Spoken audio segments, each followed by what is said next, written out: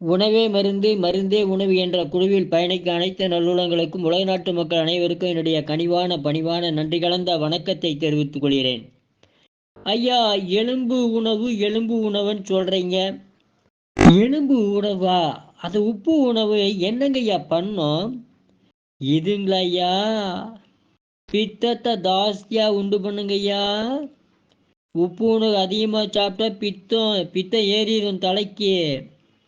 அதிகமாகவும் சாப்பிடக்கூடாது, ரொம்ப கம்மியாகவும் சாப்பிடக்கூடாது. அதிகமானா என்ன பண்ணும் தெரியுங்களா ஐயா? வாந்தி வரும், பேதி வரும், வாந்தி பேதி சேர்த்து ஆகும், ஜுரம் வரும், காய்ச்சல் வரும். ஐயா, ஜுரம் காய்ச்சல் ஒன்று தாங்க ஐயா. ஓ அப்படிங்களா? சரி சரி சரி. அது யூரின் சொல்கிறோம்ல, ஒன்றுக்கு அடிக்கடி அடிக்கடி அடிக்கடி அடிக்கடி போயிட்டே இருப்பீங்க ஐயா.